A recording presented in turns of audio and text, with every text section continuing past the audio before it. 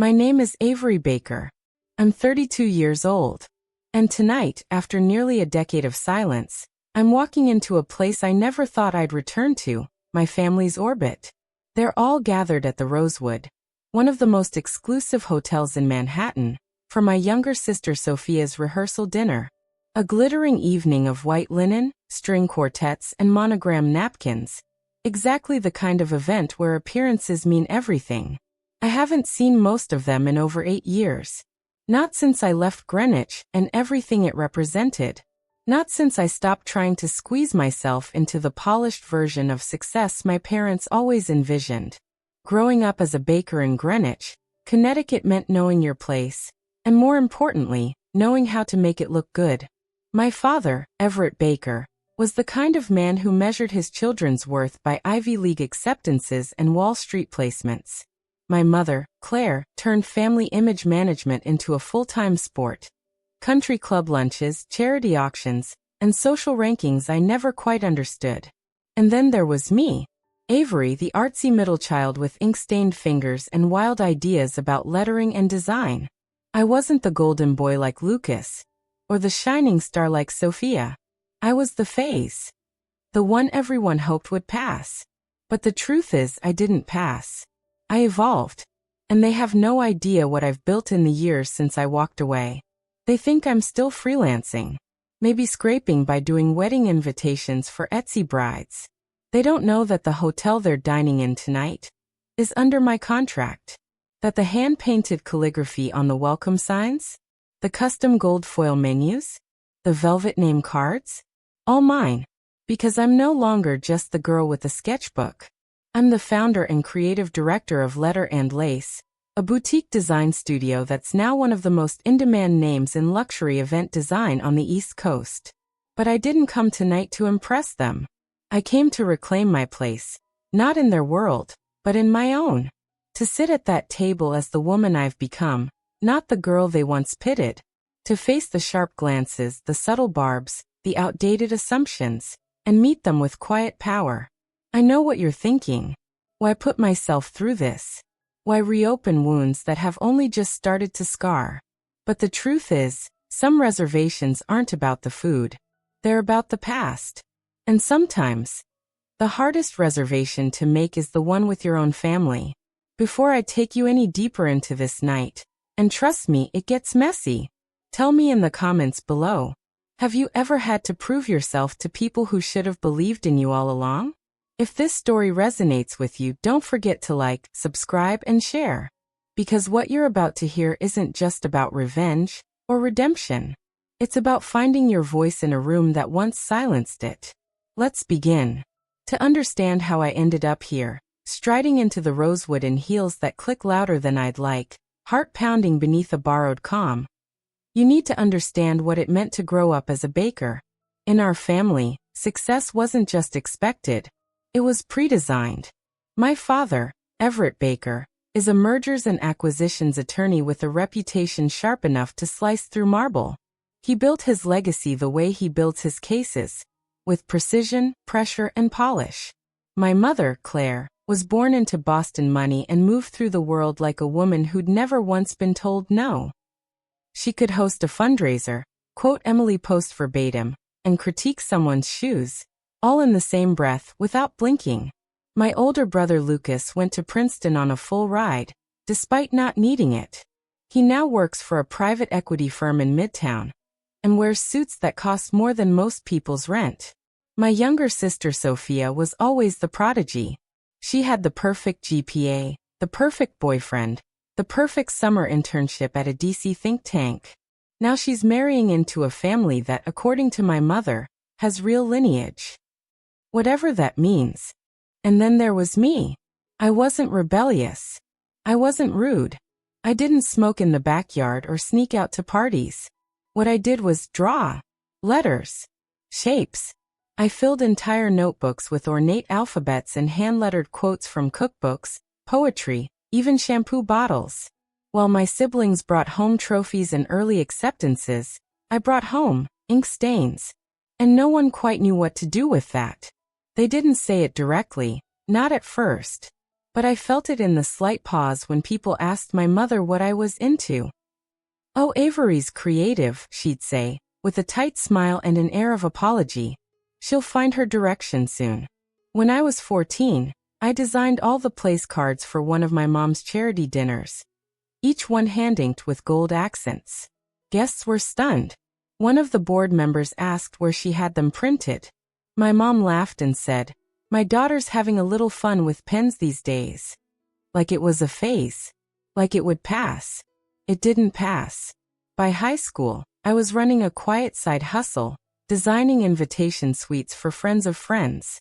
Nothing fancy, just cardstock, ink, some ribbon. But it made me feel alive in a way that AP chemistry never did. Then came Maria. Maria was my mom's oldest friend from her boarding school years in Milan. She'd moved to the States in her 30s and opened a bespoke bridal boutique downtown. She was loud, affectionate, and gloriously inappropriate. And she saw me. She caught me one afternoon sketching letter forms in the back of her store, while my mom tried on dresses for a gala. "You draw beauty, Avery," she said, taking the pen from my hand and tracing one of the lines.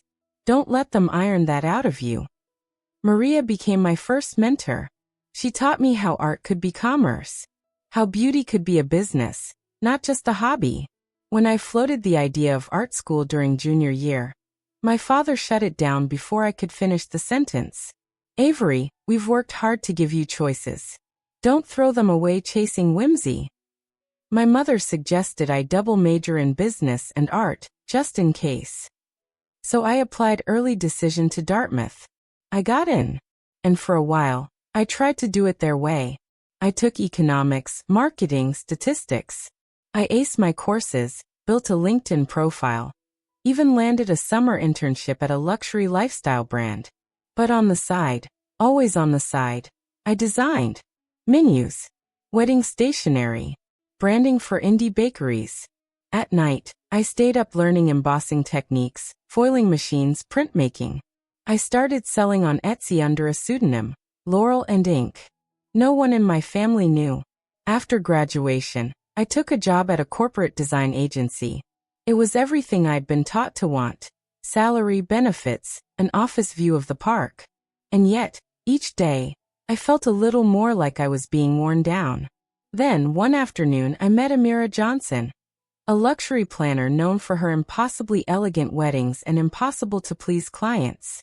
She was reviewing mock-ups for an event design when she spotted a sample card I had inked for fun, left accidentally in my presentation folder. She picked it up. "Who did this?" I did. Just something I was playing around with."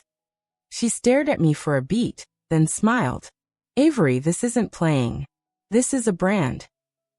That moment changed everything. Within 6 months, I quit my job. I moved into a tiny apartment above a bakery in Brooklyn. I registered Letter and Lace as an LLC.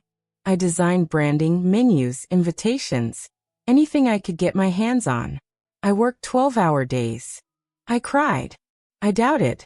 I had months where I couldn't afford to fix my leaky faucet. But slowly things shifted. Clients came. Referrals followed. One of my pieces was featured in the Knott's 30 Under 30. Then came Martha Stewart weddings. Then the partnership with Rosewood Hotels, my largest contract to date. And yet, through all of it, I said nothing to my family. Not because I was ashamed, but because I needed this success to be mine. Not repackaged into a family anecdote, not reframed as, "Oh, she turned out okay after all." I didn't want to be redeemed. I wanted to be seen, fully, unapologetically, as I was. And that's why, when the invitation came for Sophia's rehearsal dinner, at a venue I had personally designed for, I felt something shift. Not fear. Not dread. Resolve. I wouldn't come to beg for approval. I wouldn't hide behind vague titles and modest smiles. I would show up, not as the family disappointment, but as the woman who had built a life that was rich, meaningful, and entirely her own.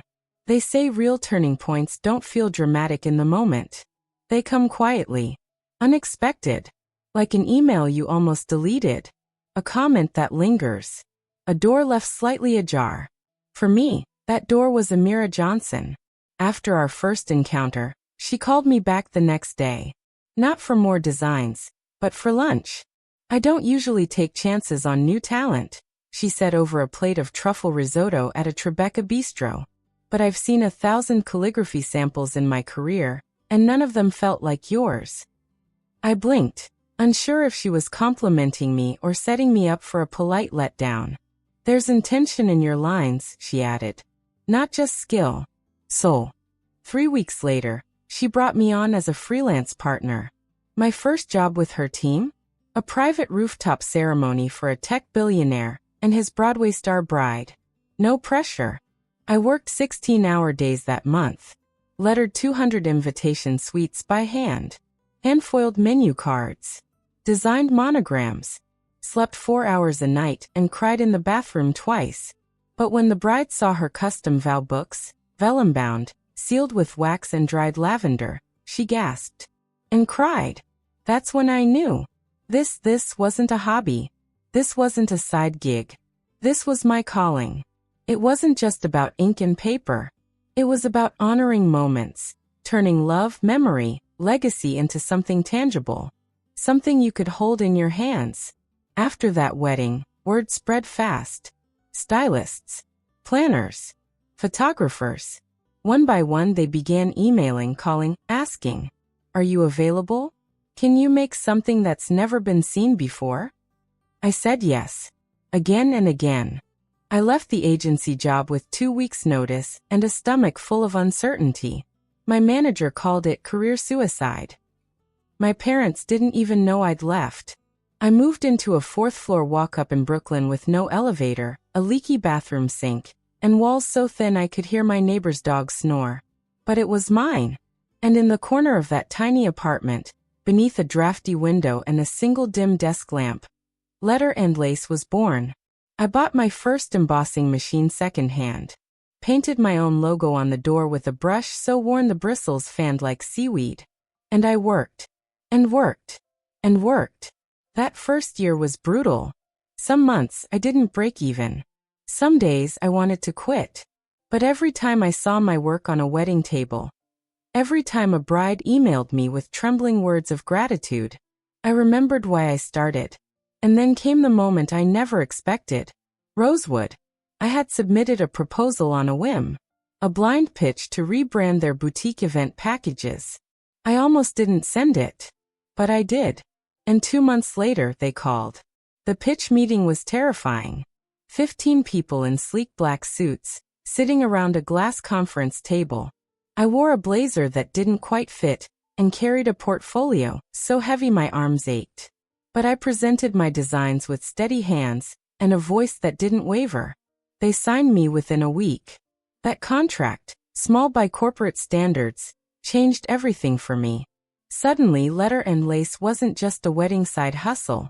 It was a luxury design studio with real clients, real income, real potential. I rented a tiny studio in Dumbo. Hired my first assistant, Harper, a former art student with more tattoos than shirts. We worked shoulder to shoulder, often into the night, dreaming out loud. 6 months in, a wedding planner from Martha Stewart Weddings reached out after seeing our signage at a private event. 2 months later, we were featured in their spring issue as one of the next names in celebration design. I didn't tell my family. Not because I was trying to hide, but because I knew they wouldn't understand. They'd smile, nod, maybe even offer a polite "how lovely." But in their eyes, calligraphy was still craft, not career. They would have reduced everything to a nice hobby that just happened to work out. But for me, it wasn't about being nice. It was about ownership. I needed to build this for myself, without their validation, their resources, their shadow. And I did. By year 2, we had doubled revenue. We added a second assistant, then a junior designer. We hosted calligraphy workshops, mentored local art students, began licensing our designs. And the studio began to grow, not just in size but in presence. We were no longer just serving weddings. We were crafting entire brand identities, working with restaurants, florists, and designers who believed in story over trend. And I was happy. Exhausted, yes. Stretched thin, absolutely. But proud. Rooted. Free. Then 3 weeks ago, a thick ivory envelope arrived at my studio. An invitation. Engraved in platinum script, on cardstock so heavy it felt like a stone. Please join us for an intimate rehearsal dinner honoring Sophia Baker and Michael Harrington. The Rosewood. Friday 7 p.m. I stared at the return address, my parents' home in Greenwich, and something twisted in my chest. I hadn't been back in nearly 9 years. Hadn't shared more than 2 holiday emails and a yearly card. They knew I was in design. That I lived in Brooklyn. That I did weddings. They didn't know the scale, the reach, the impact. And somehow, that made me reluctantly grateful. Because this dinner, it wouldn't be about revenge or approval. It would be about truth. Walking in not as the daughter they pitied or the sister they underestimated, but as the woman who had built an empire with nothing but ink, grit, and the unwavering belief that passion matters. That art matters. That she matters. By the 3rd year, Letter and Lace had outgrown its original space. What began as a corner desk in a 1-bedroom apartment had transformed into a fully operational design studio. Sun-drenched loft windows, a wall of ink bottles arranged like an artist's palette, shelves of handmade paper sourced from around the world. We weren't just creating wedding invitations anymore. We were crafting experiences. The branding side of the business had flourished faster than I expected. A sustainable wine brand out of Sonoma hired us to design their entire identity. A Michelin-starred restaurant asked for hand-lettered menus and packaging for their retail expansion. We even partnered with a boutique hotel group to revamp their entire guest experience, from the welcome cards to the do not disturb signage. What started as ink and paper had grown into a voice, recognizable in every curve and swirl. We made beauty tangible. One of our most successful launches was a seasonal stationery line, limited-run journals, greeting cards, wrapping paper, all designed with sustainable materials and printed in small batches. They sold out within 48 hours of release. We began shipping internationally. A workshop I hosted in London had a waitlist of over 300 people. Brides from Dubai, Rome, and Sydney sent us inquiries 6 months in advance just to secure a date. I found myself fielding interview requests from industry publications I'd once only read in whispered awe, Vogue Weddings, Design Milk, The Cut. And still I stayed quiet about it back home. My family, as far as I knew, still thought I was doing decorative work. Sophia once referred to it as a cute little passion gig during a phone call we hadn't repeated since. They didn't know about the studio expansion, the 6-person team I now managed, the client list that included names they'd see in Forbes and never associate with me. But I preferred it that way, because something shifted when I stopped looking for their permission to be proud of myself. I didn't need their applause. I had my own. And more importantly, I had a team that looked to me not just for design direction, but for leadership. Harper, now my lead production artist, once pulled me aside after a long Friday finishing a 400-piece invitation suite for a black-tie wedding in the Berkshires. "Avery," she said, her voice hoarse but sincere, "I've never worked anywhere that made me feel this safe." That hit harder than any magazine feature ever could. We weren't just a team. We were a creative family. A place where artists weren't dismissed or diminished. Where passion wasn't framed as foolish, but essential. We launched a mentorship initiative that summer. Letters of Legacy. A weekend program where we invited aspiring designers, particularly those from marginalized backgrounds, to learn calligraphy, design fundamentals, and business basics. Every Saturday, our studio turned into a makeshift classroom. Ink splattered, laughter echoing, ideas flowing like water. One student, Zoe, a high school junior from the Bronx, had a natural eye for composition. By her 3rd session, she was leading demonstrations. By the 6th, she was interning part-time. She reminded me of me. A little scared. A lot determined. Hungry for someone to say, "I see you." That was the whole point. I had built a space I never had growing up. A place where creativity was respected, not just tolerated. And yet, with all of that happening, the features, the followers, the contracts, what did my family see? The few times I did speak to them, the tone never changed. You're doing fine? Still doing art things? Any thoughts about settling down? They never asked about my studio, never inquired about clients, never visited, and I stopped expecting them to. Instead, I poured myself into what I could control: craft, vision, purpose. By the end of year 4, I was running a profitable business with multiple revenue streams and a 6-figure salary. I had finally started saving for my own home. I'd taken my first vacation in years, Portugal solo, with nothing but a sketchbook and my favorite pens.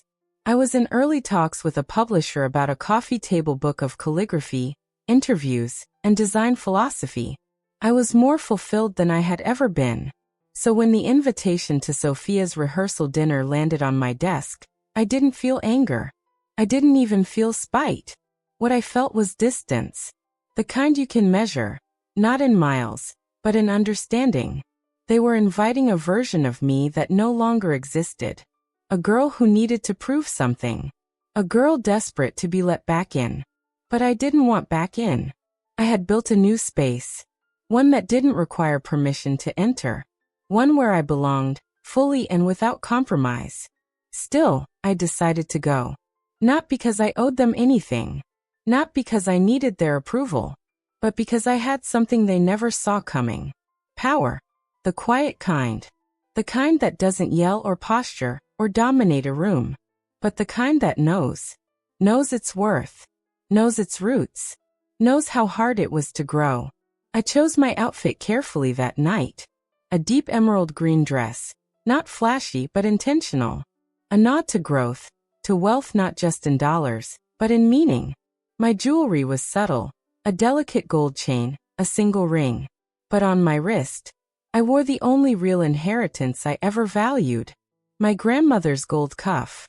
The one she gave me when I was 16, whispering, "Don't let them write your story, child.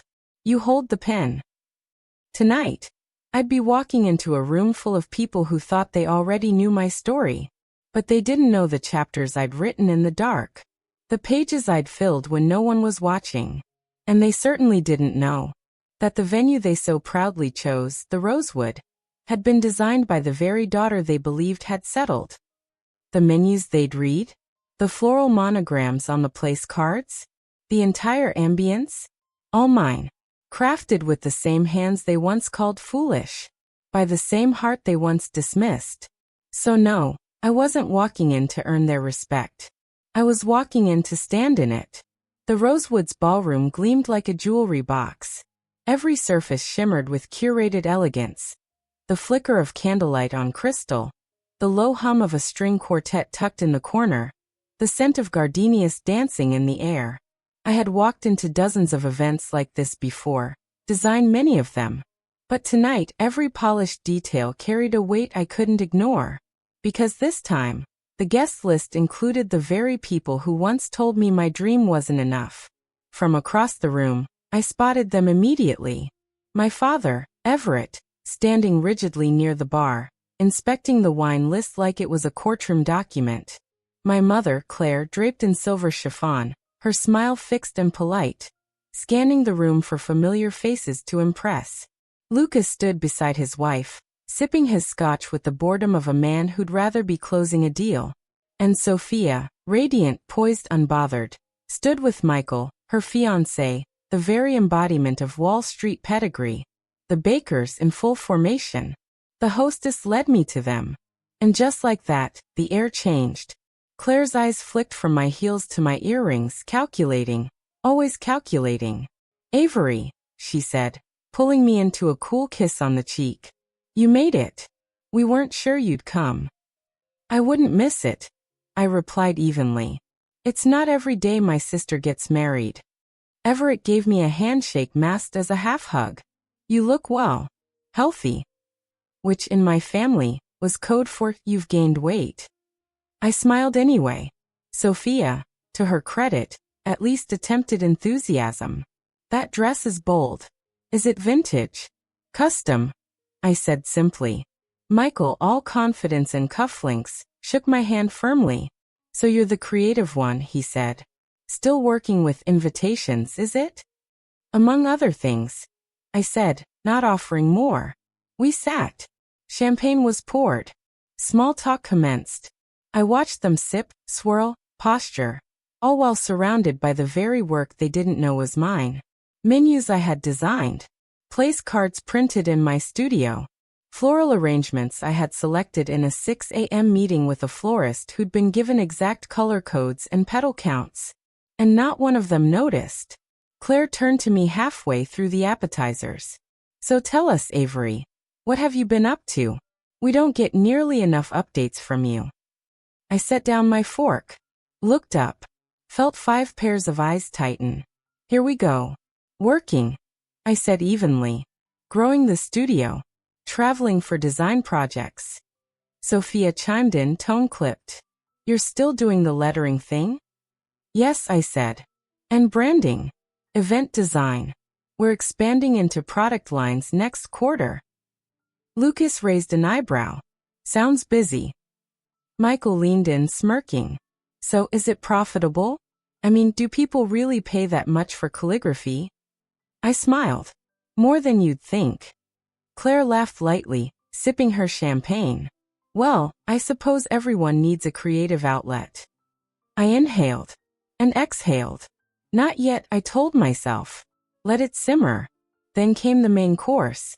As servers moved in, the family conversation shifted to wedding logistics, seating charts, signature cocktails, honeymoon options. Sophia was aglow, basking in the attention, until she turned back to me. So, Avery, you suggested this venue, right? It's very tasteful. We were shocked to even get a reservation. I nodded. It's a favorite of mine. Michael glanced around. It's exclusive, that's for sure. One of my clients called in a favor to get us in. Knew someone on the management team. Of course he did. I bit the inside of my cheek. Claire raised her glass. To Sophia and Michael, she said. And to the beginning of a perfect union. We all clinked. And then, the check arrived. The server placed a discreet black folder at the center of the table. Michael reached for it, confident. Opened it. Paused. Everett leaned over. Is there a problem? Michael cleared his throat. It's strange. They've only charged us for beverages. The server returned. That's correct, sir. The dinner has been taken care of. Everett frowned. By whom? And before the server could respond, I spoke. By me. Silence. Absolute, golden silence. I looked around the table, held their gazes, and said the words I had rehearsed for years. Welcome to the Rosewood. This event was designed, curated, and hosted by my studio. You're sitting in a space I helped shape.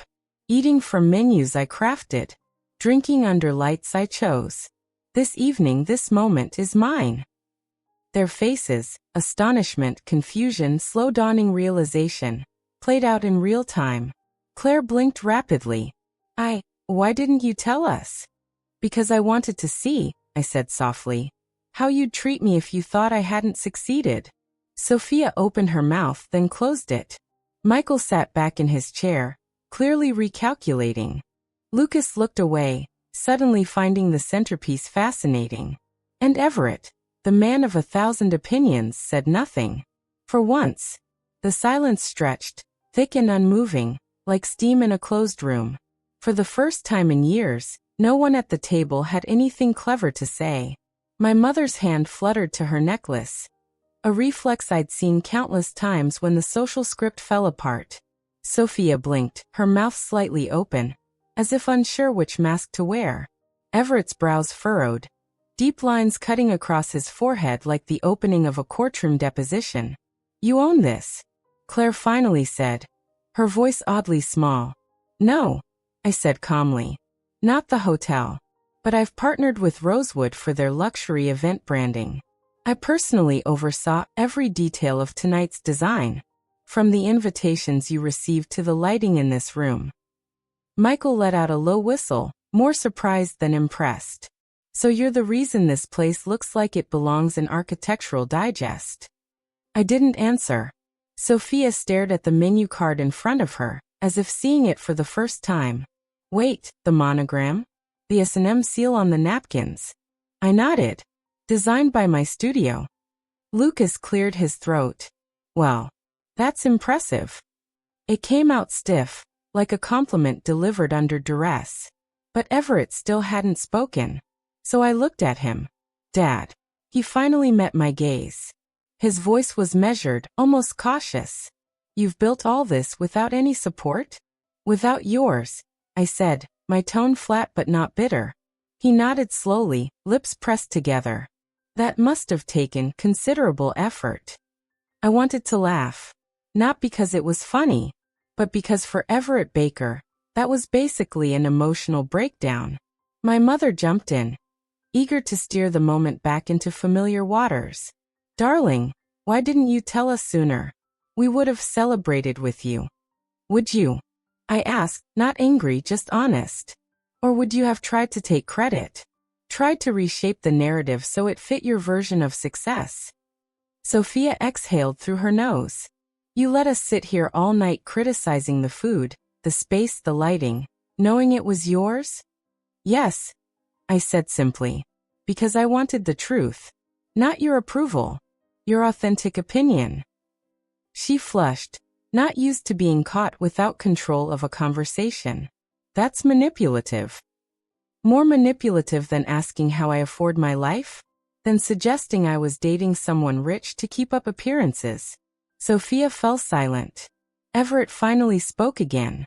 You clearly have business acumen, he said, voice even. You've done well. There was no warmth in it. But there was something close to respect. Claire reached for her glass, still off balance. So all this time you were succeeding and just didn't tell us? Because it wasn't about making you proud, I said. It was about proving to myself that I could build something real. Something mine. Lucas spoke again, softly this time. It's remarkable. Truly. His wife nodded, giving me a genuine, if nervous, smile. Sophia finally looked up. You're hosting this whole thing? As your gift to us? Yes. She stared at her plate for a moment, then said something I hadn't expected. Thank you. It wasn't dramatic or overly emotional, but for her, it was something close to vulnerable. Michael raised his glass again, trying to recover the tone of the evening. Well, here's to the designer and the family. Clearly, we underestimated you. You always did, I said, holding his gaze. But I never underestimated myself. The table was quiet again, but this time, it was different. Not suffocating. Reflective. Then Everett leaned forward. I'd like to visit your studio. See what you've created. I looked at him for a long beat, and then nodded. If you come with an open mind, not a checklist, I'll consider it. Claire gave a tight smile. Perhaps we can plan something. Brunch this weekend. I considered, and then said, there's a cafe in the East Village.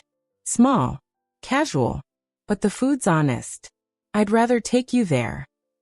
She blinked, clearly not expecting me to dictate terms. But then she nodded. We'll be there. Something shifted then. Not a full reconciliation, but a crack in the old facade. Enough to let something new through. When dessert arrived, lemon thyme panna cotta with a honey tuile, no one complained. They ate quietly, the way people do when their world has tilted just a little. When the server returned with the check again, Michael gestured to hand it off. Actually, I said, placing a hand on the folder. It's already settled. You paid for the whole thing? Everett asked. I told you, I said, rising to my feet. This evening is mine. The server smiled, taking the check and giving me a subtle nod. As I turned to leave, Sophia's voice stopped me. Avery. I looked back. Would you consider designing our wedding suite? The room went still again. She had never asked for my help. Not in school. Not in life. Certainly not creatively. I paused, and then offered a small smile. I'll send you a quote. And with that I walked away from the table. Not defeated, not angry, but finally whole. 2 days later, we met at a small cafe tucked between a bookstore and a flower stall in the East Village. Nothing fancy, no valet, no marble tabletops, no champagne flutes. Just scratched wooden chairs, sunlight spilling through dusty windows, and a chalkboard menu that changed daily. It wasn't the kind of place my parents would have chosen, which is exactly why I did. I arrived early as always. The server, recognizing me, brought over a pot of Earl Grey without asking. I pulled out my sketchbook, started outlining ideas for Sophia's wedding suite. Even though she hadn't officially followed up yet, I knew she would. At 10:10 they arrived. Claire in a pressed blouse and sunglasses too large for the weather. Everett in his ever-present navy blazer, adjusting his cufflinks like the table was a deposition. They looked out of place. But they sat. And that, in itself, was something. The first few minutes were stiff. Chatter about the weather, about traffic. Then the menus came, and with them, the first real crack in the ice. "This shakshuka looks interesting," Claire murmured, peering at the handwritten description. "It's amazing," I said. "The chef used to run a pop-up in Tel Aviv." She hesitated, then nodded. "I'll try it." Progress. When the food arrived, vivid, fragrant, unapologetically unfancy, there was a quiet moment of surprise. Everett took a bite of his eggs, paused, then looked up. "This is good. Really good." I smiled. "Told you." The conversation slowly shifted. They asked about the studio, about the mentorship program, about the book. It wasn't just polite curiosity. It was effort. Claire even asked about Zoe, the student I'd told them about at dinner. I showed her a photo of one of Zoe's calligraphy pieces. She studied it carefully. "She has talent," she said softly. "She just needed someone to believe in her," I replied. Claire looked up, met my eyes, and for the first time in years, I saw not the social strategist or the disappointed matriarch, but a woman trying. "I'm sorry we didn't believe in you sooner," she said. Everett nodded. "You've accomplished more than we ever imagined. And you did it your way." There was no defense. No excuse. Just acknowledgement. And that meant more than any apology ever could. We finished brunch without fanfare. No grand pronouncements. No dramatic embraces. But as we stood to leave, Everett extended his hand, not stiff, not rehearsed. "I'd like to tour your studio, if you'll allow it." "Next week," I said. "I'll have Harper walk you through our next collection." He smiled, brief but real. Claire stepped closer. "We're proud of you, Avery. Truly." "Thank you," I said. "I'm proud of me too." Epilogue. Ink and truth. That night, back at the studio, I stayed late. Everyone had gone home. The city buzzed softly outside. I opened the notebook meant for my books forward, stared at the blank page, then slowly began to write. There are moments in life when the world doesn't clap for you, when the people you love the most don't see your light, when your voice is quiet, but your vision burns bright. This book is for those moments, for the ones who kept going, who chose authenticity over applause. I didn't build this for validation. I built it because something inside me refused to be silent. And I hope, wherever you are, you hold your own pen just as tightly. I closed the notebook and smiled. The months that followed unfolded not with fireworks, but with small, steady steps. Sophia did hire me to design her wedding suite. She even asked me to read a short poem at her ceremony. Handwritten, of course, on parchment pressed with petals from our childhood garden. Everett and Claire visited the studio, just as they promised. Claire lingered over the paper samples, tracing each with delicate fingers. Everett stood quietly at the display of framed monograms and whispered, almost to himself, "You built something real." Zoe, my mentee, received a scholarship to an art program in Boston. She cried when she opened the envelope. I cried with her. The cookbook deal was finalized. The title? Ink and Intention. And as for me, I wake up each morning knowing I don't have to explain who I am anymore. Not to my family. Not to the world. Not even to myself. I built my success on my own terms, not for revenge, not for validation, but for the joy of living truthfully. And now I pass that question to you. Have you ever had to fight for your dream in a room that didn't believe in it? Have you ever whispered, "I can," when everyone else thought you couldn't? If so, this story is yours too. Comment below if you've ever chosen passion over permission. If you've ever turned a no into your own quiet, extraordinary yes. And remember, the most powerful kind of success is the kind that lets you walk away from judgment and walk home to yourself. Thank you for listening. Thank you for believing in stories like these. And above all, thank you for believing in your own. Don't forget to like, subscribe, and share this story with someone who needs to hear it. Because maybe, just maybe, they're holding the pen to their next chapter.